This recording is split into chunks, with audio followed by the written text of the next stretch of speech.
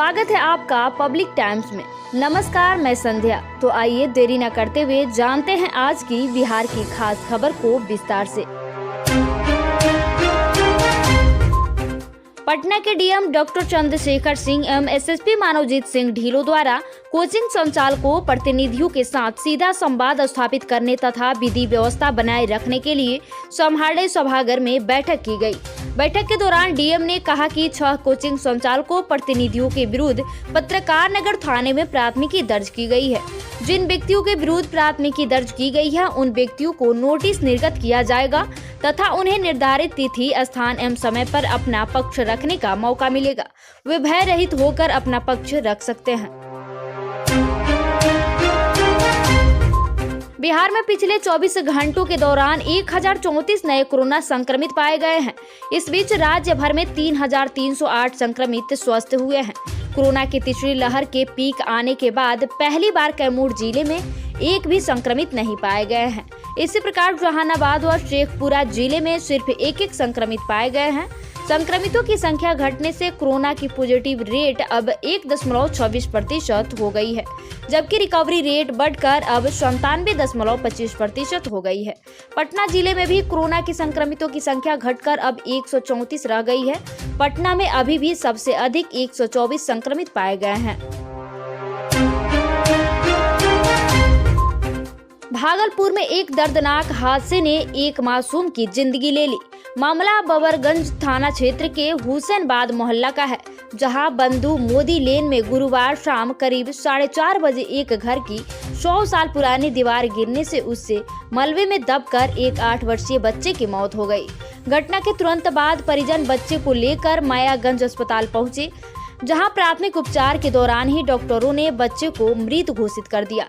मिली जानकारी के अनुसार घटना में जान गंवाने वाला बच्चा मोहम्मद शकीब बंधु मोदी लेन के ही रहने वाला मोहम्मद शूफी का बेटा था। बिहार में नीतीश कुमार की सरकार ने केंद्र की एस्केप नीति पर मुहर लगा दी है। 3 हफ्ते के अंतराल पर हुई बिहार कैबिनेट की महत्वपूर्ण बैठक में आज कुल 18 एजेंडों पर मुहर लगाई है।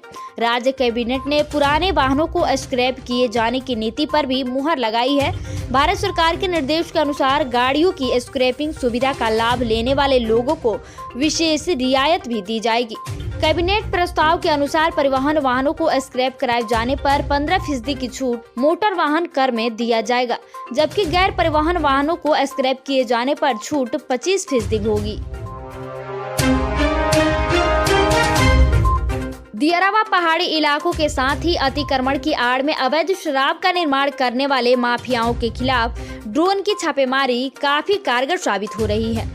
मद निषेध विभाग ने पिछले 1 महीने के दौरान ड्रोन की मदद से करीब 125 छापेमारियां की है, जिसमें लगभग 2.5 दर्जन मामले दर्ज किए गए हैं। इस दौरान शराब माफिया तो भागने में सफल रहे, लेकिन टीम ने अवैध शराब निर्माण के दर्जनों आड़ों को ध्वस्त करते हुए वहां पर हजारों लीटर देशी शराब बरामद करने में सफलता हासिल की है। इसके साथ ही बड़ी मात्रा में जावा गुड़ का घोल नष्ट कर व चुलाई उपकरण सहित महुआ जब्त किया गया। पटना में ही पिछले 2 दिनों के दौरान मनेरा के शेरपुर दियारावा बिहटा के दौलतपुर इलाके में मुख्य सड़क से 2.5 किलोमीटर अंदर जाकर शराब की भाटियां ध्वस्त की गई। इसके अलावा बाढ़ बखियातपुर में भी रेकी कर शराब जब्त की गई। रेलवे भर्ती बोर्ड की एनटीपीसी परीक्षा के रिजल्ट में कथित गड़बड़ी के खिलाफ छात्रों ने तोड़फोड़ की है। वहीं कई ट्रेनों में आग भी लगा दिए गए हैं। इसे लेकर राज्य भर में पुलिस ने 48 नामजद और 3975 से अधिक अज्ञात लोगों पर प्राथमिकी दर्ज की गई है। नामजदों में पटना के खान सर समेत 6 कोचिंग संचालक भी शामिल है। वहीं प्रदर्शन करने वाले 34 अभ्यर्थियों को गिरफ्तार किया गया है। इनमें पटना के 8 और गया व सीतामढ़ी में 13 अभ्यर्थियां गिरफ्तार किए गए हैं। प्रदेश में पछुआ एवं उत्तर पछुआ हवा के कारण पटना समेत 18 जिलों में कोल्ड डे की स्थिति बने रहने की असर है। मौसम विभाग ने इन जिलों के लिए येलो अलर्ट जारी किया है। 2 से 3 दिनों तक न्यूनतम तापमान 10 डिग्री सेल्सियस नीचे रहने की संभावना है। मौसम विज्ञान केंद्र पटना के अनुसार पछुआ हवा का प्रवाह सतह से 1.5 किलोमीटर ऊपर तक बना हुआ है। यह 8 से 10 किलोमीटर प्रति घंटा की रफ्तार से चल रही है। इसके प्रभाव से प्रदेश में अगले 3 दिनों तक शीतलहर जैसी स्थिति बने रहने के असर है। कटिहार में क्षेत्र के बड़े रेकवे पर लहलहा रहे मक्के की फसल से अब मक्का आधारित उद्योग स्थापित की मांग जोर पकड़ने लगी है। साल दर साल मक्के के बढ़ते रेकवे से इस मांग को संबल भी मिल रहा है। कभी क्षेत्र विशेष व छोटे रेकवे तक समिति मक्के की खेती अब बृहद पैमाने पर हो रही है और हर क्षेत्र बड़े किसान को इस खेती में फायदा नजर आ रहा है।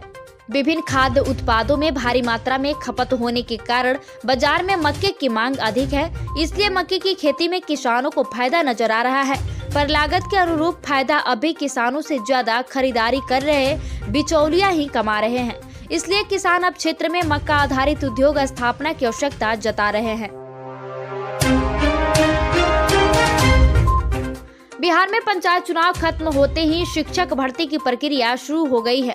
इस दौरान पंचायतों में नवनिर्वाचित मुखिया को दरकिनार करते हुए भी शिक्षक नियोजन प्रक्रिया को जारी रखने की शिकायतें सामने आ रही है। पटना जिले के बिहटा प्रखंड की कंजुआ, सदीशोपुरा, नेउरा, कौड़िया, कटेसर, कंचनपुर, बिहटा आदि पंचायतों के मुखिया ने प्रखंड शिक्षा पदाधिकारी एवं पंचायत सचिव द्वारा शिक्षक नियोजन प्रक्रिया में बड़े पैमाने पर धांधली करने का आरोप लगाया है। पंचायतों के मुखिया ने शिक्षक नियोजन की सूचना नहीं देने, पूर्व मुखिया से ही प्रकाशित मेगा सूची पर हस्ताक्षर कराने, विभागीय नियमों का उल्लंघन करने और मेगा सूची बनाने में गड़बड़ी करने आदि का आरोप लगाया है।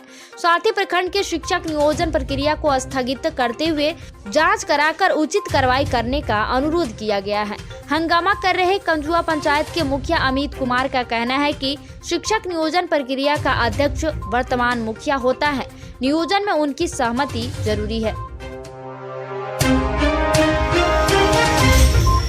नौतन के गंडक नदी के रामनाथ यादव घाट पर नाव दुर्घटना में लापता ट्रैक्टर चालक का शव शुक्रवार की सुबह में गोपालगंज के ख्वाजेपुर गंडक नदी घाट पर उपलाता हुआ मिला।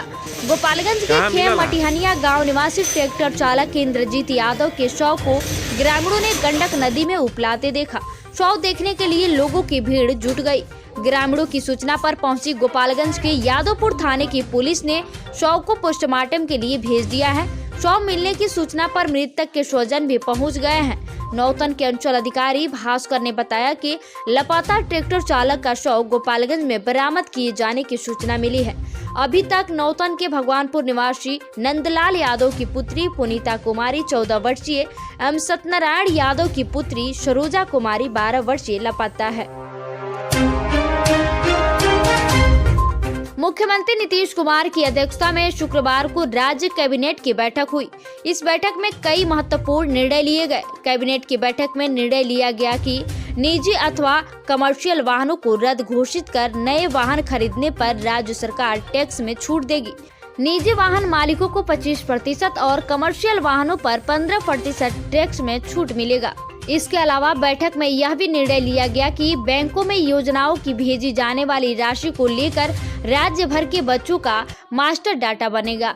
बिहार संग्रहालय के शासी निकाय के अध्यक्ष अब मुख्यमंत्री होंगे। पहले विकास आयुक्त अध्यक्ष होते थे। साथ ही स्कूलों में बेंच डेस्क खरीदने के लिए 99 करोड़ की स्वीकृति दी गई। स्कूलों की शिक्षा समिति के माध्यम से इनकी खरीद की जाएगी। वहीं पेशाकर के रूप में मिले 73 करोड़ का वितरण नगर निकायों के बीच किया जाएगा। पटना में गुरुवार को पिछले 48 घंटे में 5 कोरोना संक्रमित की मौत हो गई। गुरुवार को इस साल के अब तक के सबसे कम 134 नए संक्रमित मिले। इससे पहले 31 दिसंबर 2021 को 105 नए संक्रमित मिले थे। पिछले 2 दिनों से लगातार बढ़ रहे संक्रमितों को लेकर गुरुवार को कुछ राहत रही। मंगलवार को 284 और बुधवार को 336 नए संक्रमित मिले थे। पटना में अब सक्रिय संक्रमितों की संख्या में भी गिरावट आई। अब सक्रिय संक्रमितों की संख्या घटकर 1330 रह गई है। एक दिन पहले सक्रिय संक्रमितों की संख्या 2849 थी। पिछले 48 घंटे में लगभग अस्पतालों में पटना के 2 संक्रमित समेत 4 लोगों की मौत हो गई। तो ये थी बिहार की खास खबर। धन्यवाद।